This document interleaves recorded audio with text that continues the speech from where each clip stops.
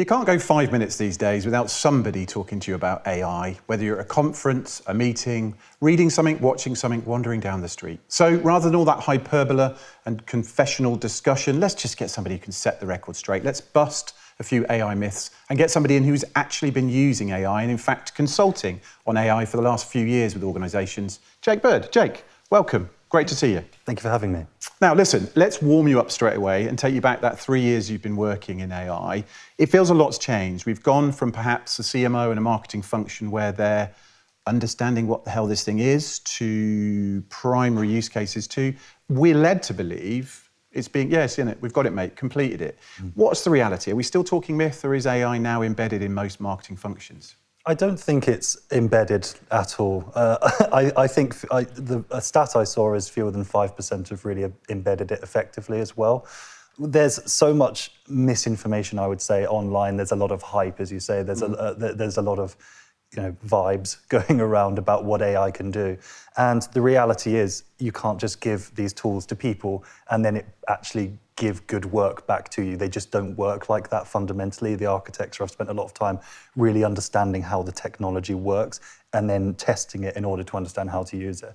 And I think that now is the time where we are implementing it properly into businesses. And that's a mix of things. That's technology, what infrastructure are we developing or investing in, and how can we manage change management with people, because it does take time to get used to using these tools. It's a new way of working and it creates a new it's a new wave of marketing that we're going to be stepping into. Well, or is it? I mean, are we seeing continuations of patterns where Mark and I are a little bit touch older than you? Mark, seen this before in terms of are we seeing the latest wave of change within marketing and technology-driven change? Are you outing me for being old? Only to cameras and people that have never met us. Sorry, go the question again. What was the question? You have to do this with people of a certain age. The question is... Repeat it a little bit louder. Are we seeing and this is a question for all of us, right? We're all marketeers. No, I really wasn't listening. Are we seeing a pattern again? Are we seeing that we've seen waves of this before? Is there a fundamental shift that AI is bringing? And that's to everybody, but let's start with you as you wanted the question 3 times. I think so. Again, you and I have probably lived through this at least once and maybe twice. So I was marketing week editor when digital marketing had already, or digital, I'm going to steer away from marketing. Digital had happened to music and it had happened to a bunch of big industries and it started happening to marketing. And my entire constituency that I was writing for was forced into claiming first and doing second.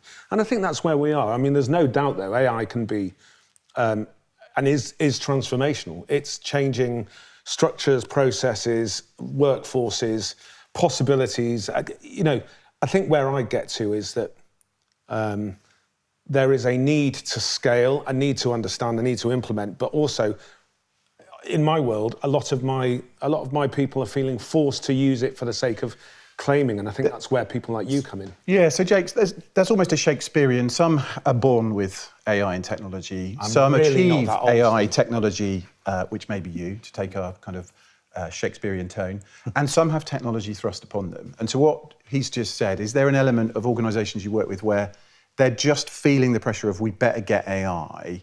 And if they are and they're out there listening in, practically, there's a whole candy store, sweet shop of this stuff. Where's good? Where are you saying, as a marketer to others, go and have a look at either these tools or platforms? They may be the starting point for good use of this stuff. Yeah, so the ones that I advocate for, that I get a lot of value from, is Claude as a strategic partner and also just for creating content as well. I find it very useful for me. I really suffer from the blank page dilemma. I hate just having nothing on a page. AI really helps with that. You've got good news there to help. And I can just rip stuff apart and change it. I don't ever take what comes out of AI as Bible and that I then go to publish. I also think Perplexity is wonderful for research. That's what it's been designed to do.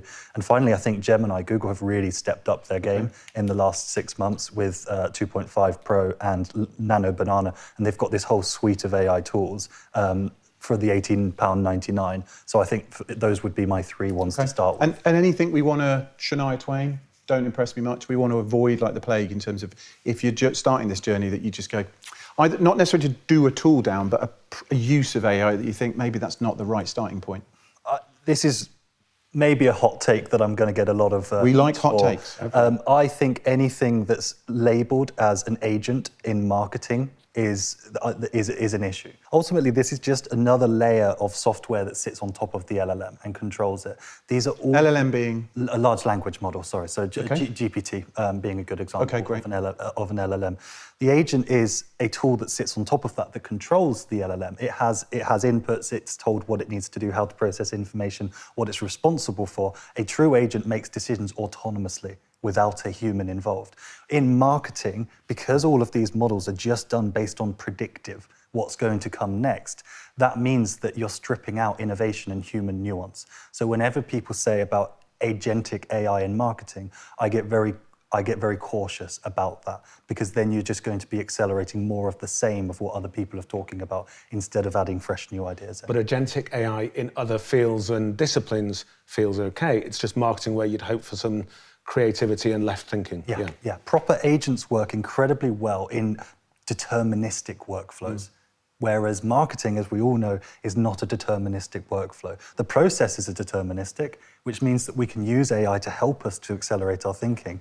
But ultimately, we still need to be the governors. There still needs to be human in the loop. Do you feel like marketers have got to that point where they're using 3 or 4 different LLMs for specific purposes? Because I don't think we're there yet.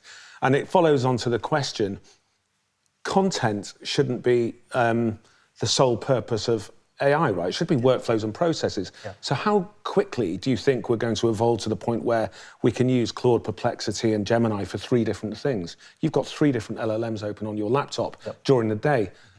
Where's the rest of the market? So it's taken me like the 4 years of being curious about AI to get to the point where I'm confidently bouncing in between each tools, because I understand how to speak to them individually. They all have different quirks. They all have different infrastructure. GPT is much more subservient. It does what I tell it to do, and it understands a lot about me, whereas Claude is much more inquisitive, and it's a bit more wise. It asks more leading questions.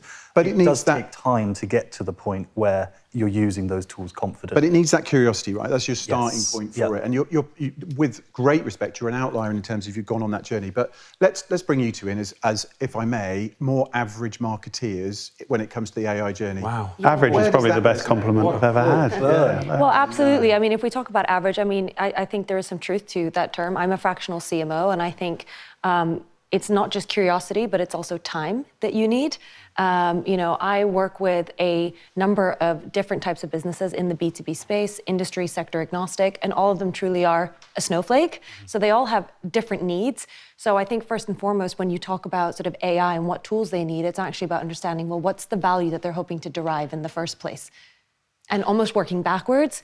And whether or not it's me or an AI specialist, in your case, who comes in and helps support that sort of digital transformation or change management piece, I think it's ultimately taking a step back and understanding, well, what are we working with? What's the objective we're hoping to achieve, not just kind of implementing AI for the sake of. Yeah. That's critical, isn't it, Jake? That Em's made a bang-on point, is you don't just want, my boss has told me to get some AI, although we hear that a lot. It's what are you trying to solve for? What is your opportunity or your problem or both? Yep. And you also, Emma also mentioned 2 really important elements. Time and money are the 2 currencies we've got. Are you seeing organisations and giving examples of where it is taking time and it's costing, but we're beginning to see payback? We're beginning to see that there is positive use of this that will make change. Rather than purport change or a great sales presentation that says you can do this, we're actually tangibly making a difference. Yeah, so there's stats out there. So if you're using AI effectively and strategically, businesses are cutting acquisition costs by 50% whilst improving revenue by 10 to 15%. So ROI goes up 20 to 30%. That's when it's done well, when they're using it well, when they've used it as an extension to their team rather than a replacement of it. What Emma just said is so important. Every business is unique. And everyone's been told we need to use AI. So it was a slow year last year, I think it's fair to say. So a lot of businesses said, we need to use AI. What's the cheap way we can do it? We'll just give everyone ChatGPT, and then we'll let them sort it out for themselves. But that's not cheap, is it? Because that might be cheap from one side, currency, but time, if you're giving people tools with no understanding of how to use them, that surely is a big cost as well. Well, you'd think so, but I think people have oversimplified the actual adoption curve that we need to go on as individuals to using these tools. The AI is so multifaceted. There's personal use, as in how do you as an individual use AI? Mark, like you can use it personally to help you with putting your proposition decks together. You can help it with your ideation. But then there's the technical AI, the actual builds and stuff. And I think those two things have very much got lumped together as AI can just solve everything. So AI is just a catch-all for an absolute world of different uses. Yes. Rich, CMO hat on, fractional CMO. Thoughts on that? Is individuals using versus collective? Where is the opportunity for marketeers out there So I'm a in little bit, 2026? I'm a little bit of an real now. oxymoron. So one of the biggest frustrations I have is... Sorry, say that again. I'm an oxymoron. You're an oxymoron. My opinions sometimes don't make sense, but they kind of very logical. So one of my biggest frustrations at the moment are CMOs either in conversation or up on stage saying we use AI everywhere. We're AI powered, we're AI enabled. We've got it in all facets of our marketing team. We've improved productivity in this area 35%, this one 57%. And my immediate reaction is, right, that's a massive red flag for me. I don't think you know what you're talking about. For the rest of your talk, you've got to justify it and turn my opinion around. At the same time, on my drive here, hour and a half, 2 hour drive yesterday, I was talking to ChatGPT, running through some numbers because that could do the numbers for me as I was working for a business case. But I think for ideation at the moment, for copywriting, for images, for analysis of large amount of customer surveys, et cetera, excellent. I'm just not yet on the massive train that we have to crowbar AI into every team, every facet of marketing output, et cetera. So I'm an adoptee, but pragmatic. Yeah, so you're not a Luddite, you're a cautious observer. Yeah. Just thoughts in terms of the next year or so. So this is a bit tactical, but for marketers need practical help. Where do I as a marketer go and start to look at what might change the dial in 26? There's a lot of talk about video, voice. Where do we put our money, Jake? Is it there? Is it something else that you feel is a good starting point for those to go and play with and understand this year? I mean, my honest advice is, and this was something that I did 4 years ago, is I set myself a challenge of every task I get, I'm going to try it with AI first. And then I could see, does it work, doesn't it work? And I'm looking and I'm assessing the quality. And even if it doesn't work, I then know it doesn't work. And and I might take something and say, oh, that's interesting. So it interpreted this thing over here. And then that impacts my prompting for next time. When it comes to video and audio, I'm maybe like the biggest skeptic as someone who does know a lot about AI. I don't like the idea of just sending people these AI put together videos. It just seems a bit dishonest and disingenuous, and you can sniff them out. I don't mind the idea of people being honest about using AI, saying, "Hey, I sent you this report. We did use AI, but we've sense checked everything. It just meant that we can give you a better experience."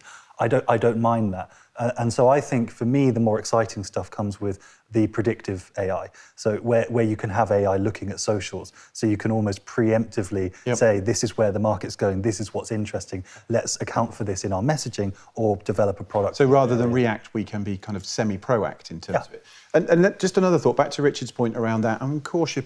I'm happy. I'm observing. Where's the challenge for the CMO of this dichotomy between waiting versus a workforce or a team that might just be more tech savvy and then bringing in their own? So BYOD, bring your own device, was an IT security concern a few years ago. People just bring things in. I think the equivalent now is bring your own AI in. So what's your advice for CMO when it comes to your teams might already be using this? So they've got skills, but they may not have control and governance. What do we need to think about there? Yeah, so the difficulty I've found with this, I've not actually met many CMOs who are that cautious about AI. They want to use it. The issue comes from legal, which I totally understand. I totally get and regulation it. as well. And regulation and risk, I totally get it. But what ultimately happens when you're putting the brakes on people using this amazing tool is they're just going to go ahead and use it anyway. And that then creates even more risk because you've not trained them and said, this is the governance, this is what you can and can't use, you can't adapt. You're just letting people do their own thing because they're getting FOMO, because everyone else who's a bit more progressive is using AI, they de-risked it and they're getting great results. I know a number of people, I've got a lot of friends who say, I pay for my own ChatGPT license because my business won't let me have one. And it helps me do my emails. I do work 4 or 5 times quicker than I am, and I'm actually getting even better feedback than I was before. Can I ask you a question to that point? You mentioned price there. So I think one of the prices you mentioned, $18.99 a month, etc. How soon before marketers are going to have to pay for their company to appear in AI search results. Surely that's coming because $18.99 can't be paying their bill. There's a drug dealer model here, right? Get us addicted to it, then Yes. put the pricing in it, and we've seen it with social media, we've seen it with other platforms. Quick thoughts on that? Yay, nay? Are we going to be addicted and having to pay through the nose to the big tech client brands for this? The money that these businesses make isn't from us as personal licenses, it's from the API that businesses use to tap into their models. That's where the real money is. If anything, it's a way to get people hooked onto it, as you say, and to give a really good price point to it. The other thing is it gets data. Because when people are using it, the free model, that's sending data through them of how people are asking them how it talks. Human written text is becoming a real commodity because that's what trains AI. If you train AI on AI created content, you get something called model collapse, and they get worse and worse the more you train it. Decline down. Yeah, so we have to get authentic human writing for these models to get better. Authentic humans, great way to leave it. Last question, and it's a binary one. Prompt engineers, head of AI, we're all back together in a year. Yes, no, will we be talking about those roles, or will they be disappeared into just business as usual? Yeah.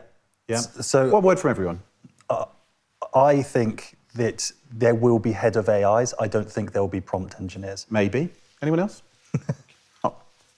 My life has hit a very comfortable equilibrium just recently. Could you try and persuade AI to take everybody's job but mine?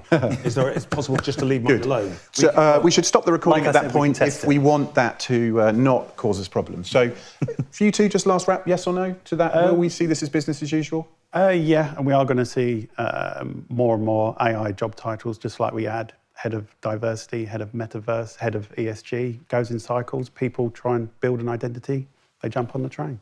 Yeah, I would agree with Rich on that front. I think as more people get more comfortable with AI, I think people are still figuring it out. Yeah. Then I think it will become more and more the norm. Yeah, perfect. Let's leave it there. Jake, thanks ever so much. Loads of really great insight. Really appreciate your time. Thank you so much. Thank you.